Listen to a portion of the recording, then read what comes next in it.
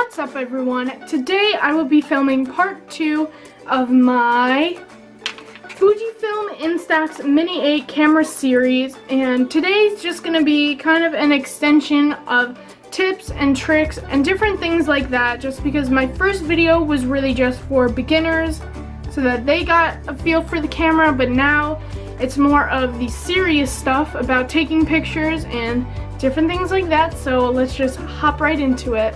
So first I'm going to show you how to put on the different lenses in case you have any for your camera. There is this selfie mode kind of mirror that's also a macro lens sort of, and then these colored ones. And you do the same thing for either or. I'm just going to show you with the selfie one. So you take your camera and you just push the lens onto the lens, and then it's on, and you can lock it by just twisting it like that. As you can see, it moves, and then you just take it off like that. You're putting it on, it should be down, because clearly if you try and put it on with the lens popped out, it'll just pop back in, so it's really stupid to turn it on. And like I was saying before, there are a bunch of different colored lenses that you can get. Whoops. There's more darker colored ones, or there's some very faint colored ones.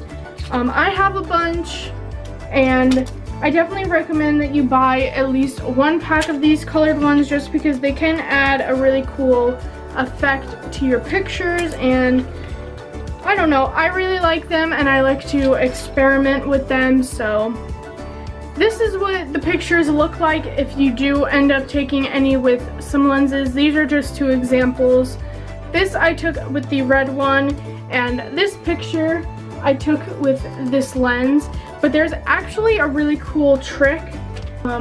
I did this accidentally both times, but you can actually use a post-it note to take color pictures, which if you don't feel like spending the money on the actual lenses, this actually kind of adds a cool effect. And this was with a green post-it, and I even put the date on when it happened. If you have any extra post-its lying around, you could just put it over the flash if you wanted a color filter. And I'm actually going to do a whole video like testing this out, so make sure to subscribe down below so that you see that video when I upload it. But that's actually a really cool money saver.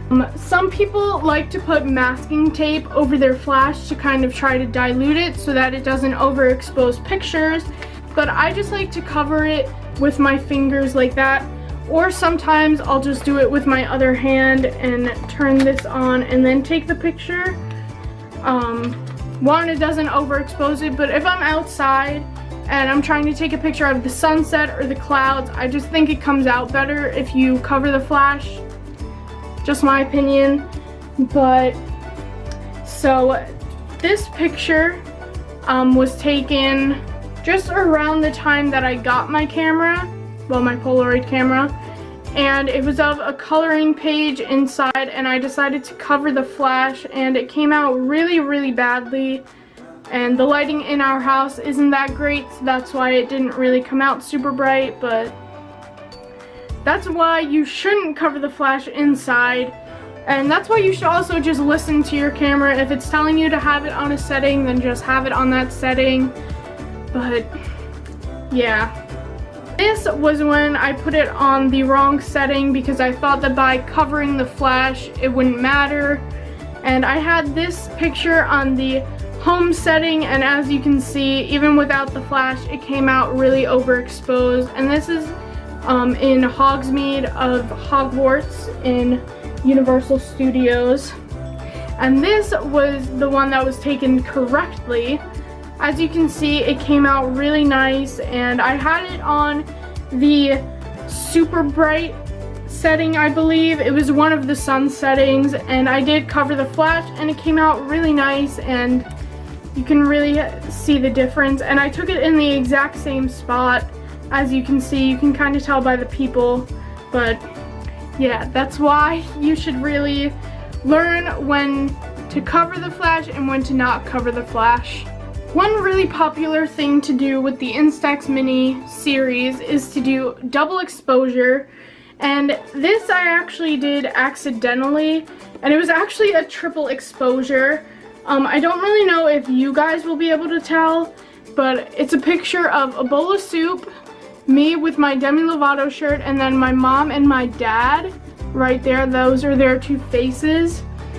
And my dad knocked over my camera, and I guess the film just got messed up, and so I kept taking pictures, and then one finally printed, and that's what I got out of it. And to do a double exposure, I'm gonna do a whole video of actually showing you how to do it, but I'll just explain it in this video because I can. So what you do is you open the flap and put your film out just a little bit of the camera, and you take a picture.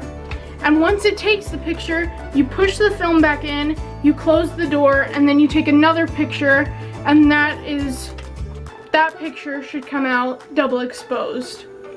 So yeah, make sure to subscribe so that you see that video if you want to see me do that. And now I'm actually gonna do a live demonstration kind of thing, just so that this video was actually worth watching.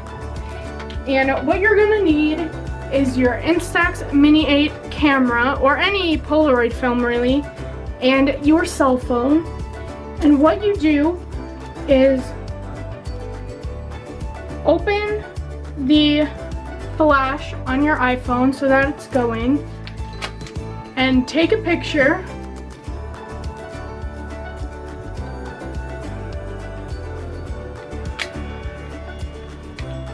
And then as it comes out,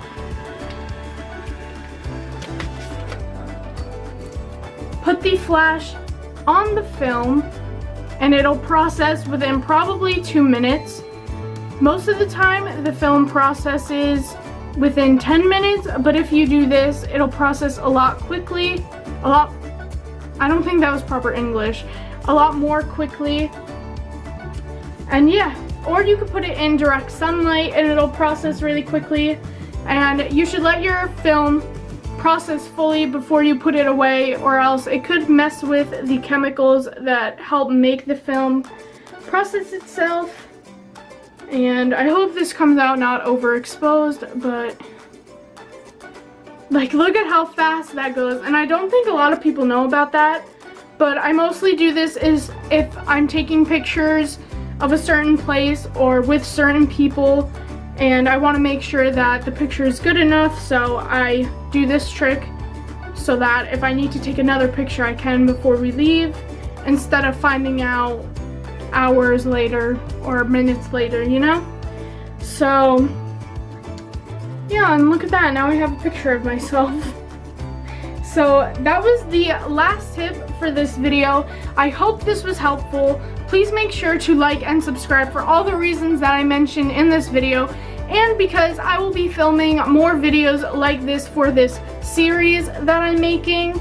And yeah, pretty soon I might actually update my camera and get a new one, so please make sure to like and subscribe, and I'll see you guys later. Bye! Shake it, shake it, oh, shake it, shake it, shake it, shake it, shake it, shake it, shake it like a Polaroid picture. Shake it, shake it.